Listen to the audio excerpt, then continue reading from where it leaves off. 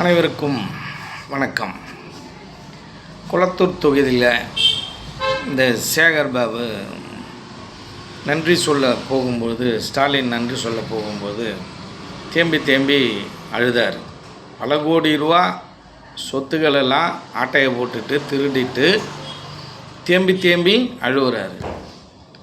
அன்றைக்கு ஒரு வருடத்திற்கு முன்பு ஒரு மடத்துக்கு சொந்தமான இடத்தை, அது தனியார் மடத்துக்கு சொந்தமான இடம், அறநிலைக்கு சொந்தமான இடம் இல்லை, அறநிலைத்துறை அதை கையகப்படுத்தி ஆட்டையை போட்டு அங்கே இருந்த ஒரு 50 குடும்பங்களை இவங்க என்ன பண்ணுறாங்க, இடிக்கிறாங்க. அப்போ அங்கே இருக்கிற மக்கள் சேகர் பாபு காலில் போய் விழுந்து கெஞ்சி கூத்தாடுறாங்க.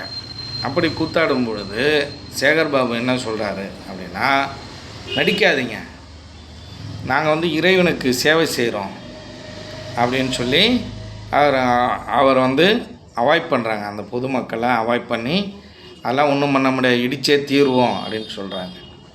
அப்புறம் காவல்துறையினை ஆச்சிட்டு இந்த மக்களை தகாத வார்த்தையில் திட்டி, காவல்துறையினரும் மற்றவர்களும் திட்டி வீடை இடிக்கிறாங்க. அங்கே இருக்கிற மக்கள் எல்லாம் என்ன செஞ்சாங்கன்னா, வாயிலையும் வயிற்றுலையும் அடிச்சுக்கிட்டு நடு ரோட்டில் நின்று கதறி அழுகுறான்.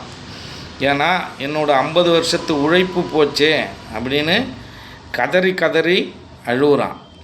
அதையெல்லாம் எந்த விதமான செவியும் சாய்க்காமல் இந்த சேகர் பாபு, கல்நஞ்சிக்கார சேகர் பாபு அந்த பொதுமக்களுடைய வீடை இடித்து தகர்த்தெறிந்த போது இந்த அழுகை எங்கே போனது?